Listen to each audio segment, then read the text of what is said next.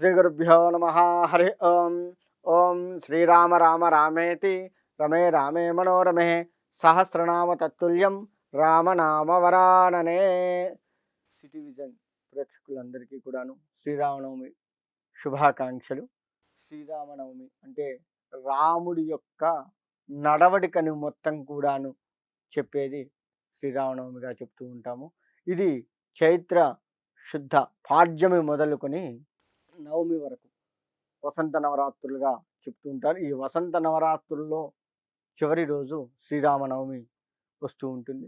ఈ శ్రీరామనవమి రాముడి యొక్క పట్టాభిషేకము, ఆ రామ కళ్యాణము, రాముడి యొక్క పట్టాభిషేకము, ఈ రెండు కూడాను శ్రీరామనవమి రోజు చేయటం మనకి ఆనవాయితీగా వస్తూ ఉంది. రామత్వం అంటే రాముడి యొక్క తత్వముగా చెప్పవచ్చు. అంటే రాముడు మనిషిగా జన్మించి దైవంగా ఎదిగాడు. దీన్నే రామత్వంగా చెప్పబడుతూ ఉంటుంది. అంటే ఒక మనిషి ఎన్ని కష్టాలు వచ్చినా కానీ ఏ విధంగా తట్టుకొని నిలబడాలో చెప్పేదే రామాయణంలో రాముడి యొక్క జన్మ మొత్తం కూడాను చూపిస్తూ ఉంటుంది. ఈ యొక్క రామాయణం గొప్పతనం ఏమిటి అంటే, రాముడు ఒక చక్కటి కొడుకుగా, అన్నదమ్ముల్లో చక్కటి అన్నగా, సేవకుడిగా, సేవలు అందించుకునేటువంటి వాడిగా, చక్కటి భర్తగా, అంతేకాకుండా రాజుగా, ఇలా అన్ని రకాలుగా ఈ రామాయణంలో పొందుపరిచి ఉంది. ఈ రాముడు మొత్తం కూడాను ఏ విధంగా నడిచాడో రామాయణం మొత్తం కూడాను చెప్పి ఉంది. రామాయణము అంటే రాముడి యొక్క ప్రయాణము అని అర్థము. రామ ఆయనము, ఆయనము అంటే ప్రయాణము. రామాయణము అంటే రాముడి యొక్క ప్రయాణము. అంటే రాముడు పుట్టిన క్షణం నుంచి రాముడి అవతారం చాలించేంత వరకు కూడాను ఆయన నడుచుకున్న విధానం మొత్తం కూడాను ఎంత ధర్మంగా ఉన్నాడు, ఎన్ని కష్టాలు, ఎన్ని ఒడిదుడుకులు వచ్చినా, ఎన్ని సుఖాలు వచ్చినా సరే, సుఖపడ్డది కూడా ఉంది కదా రాముడు. అలా ఎంత సుఖాన్ని అనుభవించినా సరే ఆ సుఖంలో కూడా కొంత కష్టాలు కూడా వచ్చాయి మళ్ళీ అందులోనే. అలా మా జీవితం మొత్తం కూడాను ఒడిదుడుకులతో ఉన్నా సరే తట్టుకొని నిలబడగలిగి, ఆ నిలబడటంలో కూడా ఎంత ధర్మంగా నిలబడ్డాడో చెప్పేది మొత్తం కూడాను రామాయణము. అంతేకాకుండా రామాయణము, రామ అంటే అష్టాక్షరిలోంచి రెండవ అక్షరము నారాయణ, ఓం నమో నారాయణ, అలా రెండవ అక్షరము. మా అంటే ఓం నమశివాయ, నమశివాయలో పంచాక్షరి, అలా నమశివాయ పంచాక్షరిలో రెండవ అక్షరము. ఇలా రామ అని తీసుకోవడం జరిగింది. అంటే రాముడు శివకేశవ తత్వంగా, శివకేశవులకు భేదం లేదు అని నిరూపించేటువంటి గొప్ప వ్యక్తిగా ఉన్నటువంటి వాడు రాముడు. ఈ రాముడిని కనుక మనం ఆదర్శంగా తీసుకున్నట్లయితే ఎంత ధర్మంగా బ్రతకాలో రాముడు నిరూపించి చూపించాడు. కాబట్టి అందరూ కూడా రామాయణంలో వాల్మీకి రామాయణాన్ని ఆదర్శంగా తీసుకొని, వాల్మీకి రామాయణంలో రాముడు ఏ విధంగా నడుచుకున్నాడో, అంటే భర్త భార్య విషయంలో ఏ విధంగా ఉండాలి, అన్నదమ్ముల విషయంలో ఏ విధంగా ఉండాలి, సేవకుడిగా సేవలు కూడా చేయడం జరిగింది, సేవకుడిగా ఏ విధంగా ఉండాలి, ఈ విధంగా మొత్తం కూడాను రామాయణంలో పొందుపరిచి ఉంది. కాబట్టి అలా అన్ని రకాలుగా ఎప్పుడు ఏది చేయాలన్నా, ఎవరితో ఎలా మాట్లాడాలి అన్నా కానీ రాముడు ఏ విధంగా ఉన్నాడో చెప్పడం జరిగింది. కాబట్టి ఆ విధంగా రాముడిని ఆదర్శంగా తీసుకొని జీవించాలి అనేది రామతత్వంలో మనకి నిబిడీకృతమై ఉంది. అంతేకాకుండా రాముని యొక్క బాట ధర్మ బాటగా చెప్పబడి ఉంది. ధర్మం ఏ విధంగా అయితే ఉంటుందో, రామ విగ్రహాన్ ధర్మ అంటే ధర్మము ఒక శరీరాన్ని దాలిస్తే ఏ విధంగా ఉంటుంది అంటే రాముడిలాగా ఉంటుంది అని చెప్తారు. అందుకే రామోన్ విగ్రహాన్ ధర్మ అని చెప్పబడింది. ధర్మము రాముణ్ణి చూస్తే ధర్మాన్ని చూసినట్లే అని మనకి రామాయణం మొత్తం కూడాను నిరూపించడం జరిగింది. అంతేకాకుండా దశరథుడు మొదటి సంతానము శాంతాదేవి. ఈ శాంతాదేవి తర్వాత పుత్రులు కావాలి అని చెప్పేసి దశరథుడు పుత్రకామేష్టి యాగాన్ని చేస్తే, ఆ తర్వాత రాముడు నలుగురు కొడుకులు ఆయనకి జన్మించడం జరిగింది. అందులో మనకి కౌసల్యకి రాముడుగా, కైకేయికి భరతుడు, సుమిత్రకి లక్ష్మణుడు, శత్రుఘ్నుడు ఈ నలుగురు కూడాను దశరథుడికి జన్మించడం జరిగింది. ఇలా దశరథుడికి నలుగురు భార్యలు, ఈ నలుగురిని జన్మించారు. ఈ నలుగురుగా జన్మించి మనకి ఈ నలుగురు కూడాను అన్నదమ్ములు, ఒకే తల్లి పిల్లలు. అంటే ఒక ముగ్గురు ఒకే తల్లి పిల్లలు కాకపోయినా ఒకే తల్లి పిల్లల్లాగా మెలిగినటువంటి మొత్తం కూడాను మనకు రామాయణంలో అంటే అన్నదమ్ములు ఏ విధంగా ఉండాలి అనేది ఈరోజు చూసుకున్నట్లయితే మనకు అన్నదమ్ములు ప్రతి విషయంలోనూ గొడవ పడుతూ ఉన్నాం.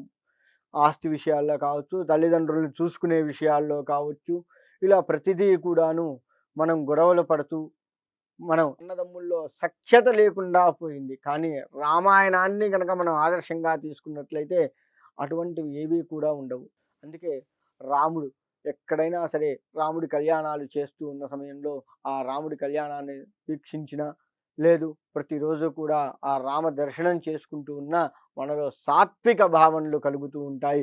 రామ దర్శనం వల్ల ఇంకా మనకు ఉపయోగం ఏంటయ్యా అంటే హనుమంతుల వారు కూడాను మనకు తోడుగా ఉంటారు. గుర్తుపెట్టుకోండి, రాముడు ఎత్ర ఎత్ర రుణాద కీర్తనం తత్ర తత్ర కృతమస్తకాంజనం అన్నట్లుగా ఎక్కడైతే రామనామాన్ని జరుగుతూ ఉంటుందో రాముడిని మనస్సులో ఎప్పుడైతే మనం ఎప్పుడూ కూడాను మనస్సులో రామ శ్రీరామ శ్రీరామ శ్రీరామ అని అనుకుంటూ ఉంటామో అంటే శ్రీరామ, శ్రీ అంటే శక్తి, అమ్మవారితో సహితంగా ఉన్నటువంటి సీతా సమేత రాముడుగా మనం తలుచుకోవాలి. అందుకే శ్రీరామ అని చెప్పడం జరుగుతూ ఉంటుంది. శ్రీ అనే పదము అమ్మవారికి ప్రతీక. అంటే ఇక్కడ అమ్మవారిని స్వామివారిని విడతీయకుండా ఉండాలి. అందుకని శ్రీరామ శ్రీరామ శ్రీరామ అని చెప్పుతూ ఉంటాము. అట్లా ఎక్కడైతే మనం భగవతి నామస్మరణ జరుగుతూ ఉంటుందో, ఎక్కడైతే రామాయణ ప్రవచనాలు జరుగుతూ ఉంటాయో, ఎక్కడైతే రామ గానాలు జరుగుతూ ఉంటాయో అక్కడ హనుమంతుల వారు తప్పకుండా ఉండి తీరుతారు. కాబట్టి మనకు హనుమత్ కృప కూడా ఈ యొక్క రామనామ సంకీర్తనల వల్ల, రామనామం వల్ల, రామనామ స్మరణ వల్ల మనకు కలుగుతూ ఉంటుంది. కాబట్టి ఎవరైతే రాముణ్ణి తదేకంగా తలుచుకుంటూ ఉంటారో వారి హనుమంతుల వారితో పాటు అమ్మవారి కృప కూడా కలుగుతుంది. అందుకే శ్రీరామ అమ్మ దయలేంది మనకి ఏది ఉండదు, అమ్మ దయ ఉంటే అన్నీ ఉన్నట్లే అని చెబుతూ ఉంటాం కదా. అందుకని శ్రీరామ అని అంటే అక్కడ అమ్మవారు కూడాను మనకి ఉంటుంది. కాబట్టి ఆ అమ్మవారి కృప వల్ల, ఆ రాముడి యొక్క అనుగ్రహం వల్ల, ఈ యొక్క హనుమంతుడి అండదండల వల్ల మనము ప్రతి పనిని కూడా విజయాన్ని చేకూరుస్తూ భగవత్ అనుగ్రహాన్ని సంపాదించుకుంటూ ఉంటాము. కాబట్టి అందరూ కూడా రామతారక మంత్రాన్ని శ్రీరామ రామ రామేతి రమే రామే మనోరమే సహస్రనామ తత్తుల్యం రామనామ వరాననే అని ఎవరైతే ఈ యొక్క శ్లోకాన్ని చదువుతూ లేదా శ్రీరామ శ్రీరామ శ్రీరామ అనుకుంటూ ఉంటారో ఒక్కసారి శ్రీరామ అంటే 1000 సార్లు విష్ణు సహస్రనామం చేసిన దాంతో సమానము. కాబట్టి ఎన్నిసార్లు మీరు శ్రీరామ శ్రీరామ శ్రీరామ అంటారో అన్ని వేల సార్లు మనము విష్ణు సహస్రనామం చేసిన ఫలితాన్ని కూడా పొందుతాము. చిన్న పదము శ్రీరామ అనేది 3 అక్షరాల పదాన్ని మనం తదేకంగా మనము ధ్యానించడం వల్ల భగవత్ అనుగ్రహంతో పాటుగా ఆ విష్ణు సహస్రనామం చేసిన ఫలితాన్ని కూడా మనం పొందవచ్చు. తద్వారా పుణ్యాన్ని సంపాదించుకుంటూ మనకు అనుకోని కష్టములకు నుంచి కూడాను బయటపడే ఆస్కారం ఉంటుంది. కాబట్టి అందరూ కూడా రామతారక మంత్రాన్ని ఎవరైతే జపిస్తూ ఉంటారో వారు ఇహపర లోకాల్లో కూడా సుఖపడుతూ ఉంటారు అని చెప్పేసి పెద్దవారి శాస్త్రముల మాటగా చెబుతూ ఉంది. అంతేకాకుండా విశ్వామిత్రుడికి అత్యంత ప్రియమైనటువంటి శిష్యుడు రాముడు. అంటే ఒక గురువు దగ్గర ఏ విధంగా మసలుకోవాలి అనేది మొత్తం కూడాను రాముడిని చూస్తే మనకు అర్థమవుతుంది. గురువు చెప్పిన దాన్ని ఏ విధంగా విశ్వామిత్రుడు ఒకసారి రాముణ్ణి మేలుకొల్పటానికి ఆయన సుప్రభాతం చేశాడు. అదే సుప్రభాతం ఇప్పటికీ కూడాను మనకు తిరుపతి వెంకటేశ్వర స్వామి వారి దగ్గర లేదు ఏ దేవాలయం దగ్గరైనా సరే ఆ సుప్రభాతాన్ని మనం అంటే భగవంతుడి సుప్రభాతాన్ని మనం వినటానికి ఆస్కారం ఉంటుంది. ఇప్పటికీ మనం ఎక్కడ వెంకటేశ్వర స్వామి దేవాలయాలు మన దగ్గరలో ఏ వెంకటేశ్వర స్వామి దేవాలయాల దగ్గరికి వెళ్ళినా సుప్రభాతం వినపడుతుంది. అది రాముణ్ణి మేలుకొలుపుతూ ఉన్న సమయంలో పాడినటువంటి విశ్వామిత్రుడు ఆయన్ని మేల్కొల్పే సమయంలో చేసినటువంటి సుప్రభాతం అనమాట. దాన్ని ఇప్పటికీ వెంకటేశ్వర స్వామి అంటే వెంకటేశ్వర స్వామి వారు కూడా త్రిమూర్తి స్వరూపంగా చెబుతూ అన్ని యుగాలకి ఆయనే మూల కారణంగా ఉద్భవించి ఉన్నాడు అని సంకేతంగా ఆ యొక్క సుప్రభాతాన్ని రాముడి కాలంలో రాముడు కూడా వెంకటేశ్వర స్వామి రామావతారము లేదా రామావతారమే వెంకటేశ్వర స్వామి వారిగా కూడాను మనకు చెబుతూ ఉంటారు. అంతేకాకుండా రాముడు ఏకపత్ని వ్రతుడు, అంటే ఒకటే భార్య.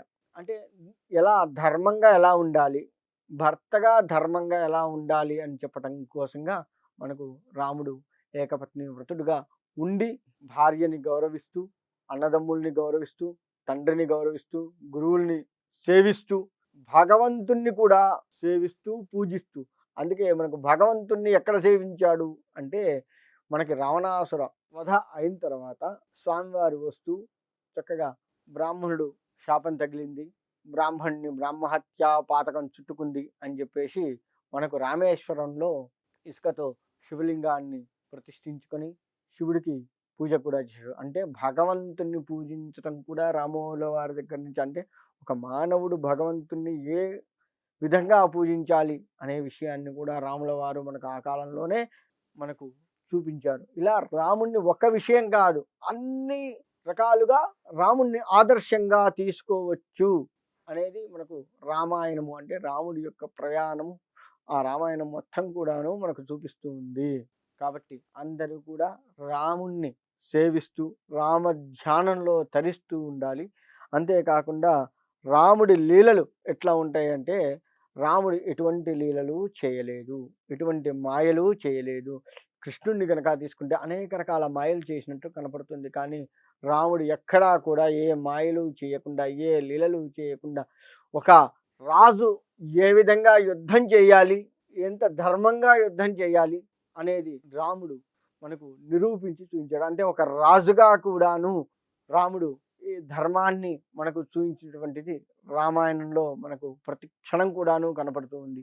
అంత రాజుగా ఉన్నప్పటికీ కూడాను మిగతావి ఏవి కూడాను మర్చిపోకుండా, రాజు అనగానే కొంత గర్వం ఉంటుంది, అటువంటి గర్వాలు లేకుండా మళ్ళీ ఇటు పెద్దవారిని సేవించటము, పరిపాలన దక్షత ఏ విధంగా ఉండాలో చూపించటము, భగవంతుడి యొక్క తత్వం ఏ విధంగా ఉండాలో చూపించటము, భగవంతుని ఏ విధంగా సేవించాలో చూపించటము, ఒక శిష్యుడిగా ఏ విధంగా ఉండాలో చూపించడం, ఇవన్నీ కూడాను ఆయన ఎంత రాజుగా ఎంత చక్రవర్తిగా ఉన్నప్పటికీ కూడాను వీటన్నిటినీ కూడాను కలుపుకుంటూ పోయి ఏది ఎక్కడా కూడాను తప్పుదో పట్టవద్దు.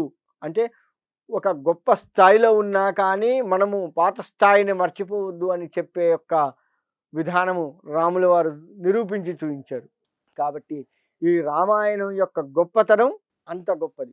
కాబట్టి రాముడి యొక్క గొప్పతనం మొత్తం కూడాను ఈ రామాయణంలో పొందుపరిచి ఉంది. ఇంకా రామావతారం, రామ తారక మంత్రం ఎట్లాంటిది అంటే కిరాతకుణ్ణి కూడాను మోక్షానికి దారి చూపిస్తుందట. ఎంత కిరాతకుడైనా సరే రామనామ స్మరణ చేస్తే వాడికి మోక్షం వచ్చి తీరుతుంది అని చెప్పేసి మనకి రామాయణంలో చూపించడం జరిగింది.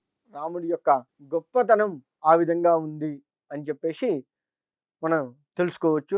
అంతేకాకుండా మనము ఈ రాముడి యొక్క గొప్పతనాన్ని ఇంకా ఇంకా చెప్పాలి అంటే రామనామాన్ని మనం జపిస్తూ ఉన్నప్పుడు మనలో అనేక రకాలైనటువంటి ఆరా ఏర్పడుతుందట. మన చుట్టూ మనం ఎంత తీక్షణంగా రామనామ స్మరణ చేస్తే మన వెనకాల ఆ యొక్క ఆరా ఏర్పడుతుంది. ఆరా ఎన్ని రకాలుగా ఉంటుందంటే నలుపు, తెలుపు, పసుపు, ఎరుపు, ఇలా వర్ణాలు, అనేక రకాల వర్ణాలతో కూడుకొని ఉంటుంది. ఎరుపు మనకి అహంకారానికి పొగరికి చిహ్నంగా చెప్తూ ఉంటుంది, నలుపు అంధకారానికి చిహ్నంగా చెప్తూ ఉంటుంది. ఇలా ఒక్కొక్క ఆరా ఒక్కొక్క తీరుగా ఉంటుంది. రామనామ స్మరణ చేయటం వల్ల మనకు ఉన్నటువంటి, మన కాలంలో చెప్పాలంటే నెగిటివ్ ఎనర్జీస్ అన్నీ కూడా పోయి పాజిటివ్ ఎనర్జీస్ వచ్చి ఆ రాముడి యొక్క ఆరా, ఆ యొక్క సాత్వికత అనేటువంటి ఆరా మనకు ఏర్పడి మన చుట్టూ కూడాను ఆ యొక్క రాముడి యొక్క శక్తి మన చుట్టూ కూడాను ఉండి ఎటువంటి దుష్టశక్తులు కూడాను మనపై పడకుండా ఆ రాముడు మనల్ని ప్రతి క్షణం కూడాను అనుగ్రహిస్తూ ఉంటాడు. కాబట్టి ఎవరైతే శ్రీరామ శ్రీరామ శ్రీరామ అని ముమ్మార్లు అనేక మార్లుగా మనం తలుచుకుంటూ ఉంటామో ఆ రాముడి యొక్క అనుగ్రహం అంత బాగా మనకు కలుగుతుంది. అందుకని అందరూ కూడాను ప్రతిరోజు కూడాను రామతారక మంత్రాన్ని, ఇందాక చెప్పాను, శ్రీరామ రామ రామేతి రమే రామే మనోరమే సహస్రనామ తత్తుల్యం రామనామవరాననే అని చెప్పేసి ఈ రాముడి యొక్క మంత్రాన్ని శ్లోకాన్ని ఎవరైతే చెప్పుకుంటారో ఇంత పలకలేని వారు శ్రీరామ శ్రీరామ శ్రీరామ అని చెప్పేసి మనసులో అనుకున్నా కానీ భగవత్ అనుగ్రహానికి పాత్రులై ఆ యొక్క రాముడి అనుగ్రహానికి పాత్రులవుతారని. రాముడు సూర్య వంశానికి చెందినటువంటి వాడు. దశావతారాల్లో ఒక అవతారంగా ఉన్నటువంటి ఈ శ్రీరాముడి యొక్క నామస్మరణ అందరూ కూడా చేసి తరించాలి అని చెప్పేసి సిటీ విజన్ ప్రేక్షకులందరినీ కూడాను కోరుకుంటూ అందరికీ కూడాను శ్రీరాముడి యొక్క అనుగ్రహం కలగాలి అని కోరుకుంటూ సెలవు తీసుకుంటున్నాను.